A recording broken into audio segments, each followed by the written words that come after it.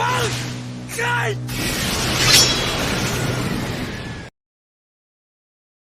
Guys, welcome to animes. நம்ம channel ஆரம்பிச்சதுலேருந்தே Naruto பற்றி தான் போட்டுக்கிட்டு இருக்கோம்.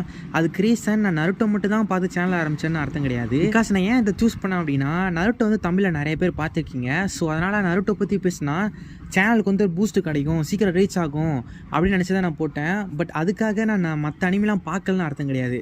சில பேர் இந்த மிஸ் அண்டர்ஸ்டாண்டிங்கில் இருக்காங்க. ஸோ அதனால் இன்றைக்கி நம்ம ப்ளீச் அனிமி பற்றி தான் பேச போகிறோம். ப்ளீச்சில் இச்சுகோ குரோசாக்கி இருக்கான் இல்லையா, அவன் ஃபஸ்ட் டைமு ரூக்கியோட பவரை அப்சர்வ் பண்ணதுக்கப்புறம் அவனோட ஓன் சோல் ரீப்பர் பவரை அன்லாக் பண்ணுவான். அண்ட் ரூக்கியோட சோல் ரீப்பர் பவரும் அவனுக்குள்ளே இருக்கும். ஸோ இந்த ரெண்டு பவரும் சேர்ந்து அவனுக்கு வந்து ஒரு மிகப்பெரிய ஸ்வாட் கிடச்சிருக்கும். அந்த ஸ்வாட் எப்படி கிடச்சிது அண்ட் அதுக்கப்புறம் அந்த ஸ்வாட் பிரேக் ஆனதுக்கப்புறம் உராஹாராவோட ஹெல்ப் மூலமாக மறுபடியும் அவன் சோல் ரீப்பர் பவர் கெயின் பண்ணுவான்.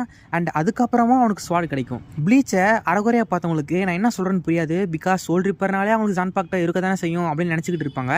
பட் ப்ளீச்சை தெளிவாக பார்த்தவங்களுக்கு அசோச்சி இல்லாமல் ஜான்பாக்டா கிடைக்காதுன்னு தெரியும். ஸோ அப்படி இருக்கப்போ நம்ம இச்சுகோக்கு எப்படி அசோச்சி இல்லாமல் ஜான்பாக்டா கிடச்சிது, இதை பற்றி தான் நம்ம இந்த வீடியோவில் தெளிவாக பேச போகிறோம். ஃபர்ஸ்ட் நம்ம இந்த ஜான்பாக்டோ எப்படி உருவாகுதுன்னு தெரிஞ்சுக்கணும். இந்த ஜான்பாக்டோவை யார் கிரியேட் பண்ணியிருப்பார் அப்படின்னா ஓஎட்சு நிமாயா தான். இவர் வந்து இந்த ஜான்பாக்டோவை எப்படி கிரியேட் பண்ணியிருப்பார் அப்படின்னா அசோச்சி அப்படின்ற ஒரு ப்ராசஸ்னால தான். அசோச்சினா நேம்லெஸ் ஜான்பாக்டோன்னு சொல்லுவாங்க. இப்போது லோ ரேங்க் ஷினிகாமிஸ்லாம் இருக்காங்கல்ல, அவங்களுக்கு எடுத்தோடனே ஒரு நேம்டு ஜான்பாக்டோ கொடுக்க மாட்டாங்க. அவங்களுக்கு ஃபஸ்ட்டு அசோச்சி தான் கொடுப்பாங்க. அசோச்சினா நேம்லெஸ் ஜான்பாக்டோன்னு முன்னாடி சொன்னேன் இல்லையா. ஸோ அவங்களால ஷீகாய் பாங்காய் ஸ்டேட்டை யூஸ் பண்ண முடியாது. பிகாஸ் அவங்களுக்கும் அவங்களோட ஸ்வாடுக்கும் இருக்க கனெக்ஷன் வந்து ரொம்ப வீக்காக இருக்கும். ஸோ அவங்க அந்த அசோச்சி யூஸ் பண்ணி ட்ரைனிங் பண்ண அவங்களுக்கும் அந்த அசோச்சிக்கும் உள்ள ஒரு பாண்டு வந்து பெருசாகிட்டே இருக்கும். ஸோ அதுக்கப்புறம் தான் ஷீகாய் பாங்காய் யூஸ் பண்ண முடியும். இப்போது இந்த அசோச்சியை எப்படி ஓஎட்சு நிமாயா கிரியேட் பண்ணாருன்னு பார்க்கலாம். அசோச்சி அப்படின்றது வந்து நிறைய ஷினிகாமி சோல்ஸை வந்து மெர்ஜ் பண்ணி அதுலேருந்து கிரியேட் பண்ணது தான் அசோச்சி. ஸோ அப்படி இருக்கப்போ இந்த அசோச்சி எல்லாமே ஒரு ஸ்பிரிச்சுவல் பீயிங் லைக் ஷினிகாமிஸ். ஸோ அதுக்கப்புறம் தான் இந்த அசோச்சி வந்து ஒரு மெட்டீரியல் ஃபார்மில் ஒரு ஸ்வாடாக வருது, அதான் ஜான்பாக்டோ. ஸோ அப்படின்னா இந்த அசோச்சியும் ஒரு ஸ்பிரிச்சுவல் பீயிங் அண்ட் அதை யூஸ் பண்ணுற ஷினிகாமிஸும் ஒரு ஸ்பிரிச்சுவல் பீயிங். ஸோ அப்படி இருக்கப்போ அந்த ஷினிகாமியோட ஒவ்வொரு தாட்டுமே அந்த அசோச்சிக்கு புரியும் அண்ட் அந்த அசோச்சியோட ஒவ்வொரு தாட்டுமே அந்த ஷினிகாமிக்கு புரியும்.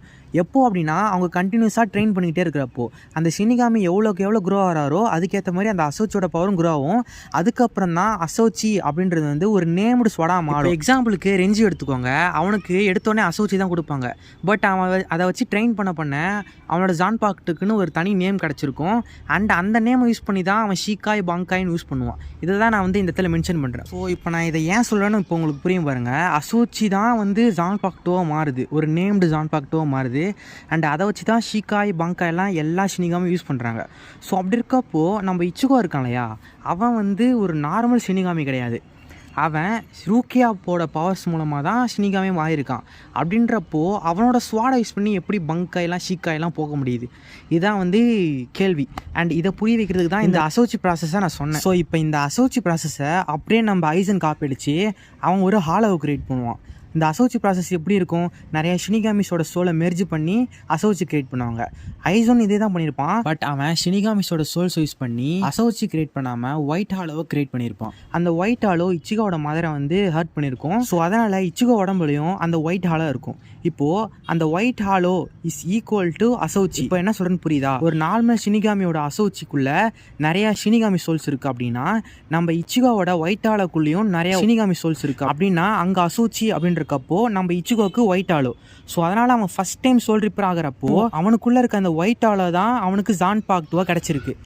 ஸோ இப்போ புரியும்னு நினைக்கிறேன் எப்படி இச்சுகோக்கு ஃபஸ்ட் டைம் சோல் ரிப்பர் ஆன உடனே ஜான்பாக்டோ கிடச்சிது அப்படின்ட்டு. அண்ட் இந்த ரீசனுக்காக தான் எல்லா குயின்ஸையும் மற்ற ஷினிகாமிஸோட பங்காயை ஸ்டீல் பண்ணுறப்போ இச்சுகோவோட பங்காயை மட்டும் ஸ்டீல் பண்ணியிருக்க முடியாது. பிகாஸ் குன்சியால் ஷினிகாமிஸோட பங்காயை மட்டும் தான் ஸ்டீல் பண்ண முடியுமே தவிர ஒரு ஹாலோவோட பங்காயை ஸ்டீல் பண்ண முடியாது. ஸோ அசோச்சினா என்ன, ஒயிட் ஹாலோனா என்ன, இது ரெண்டும் நல்லா புரிஞ்சுக்கணும்னு நினைக்கிறேன்.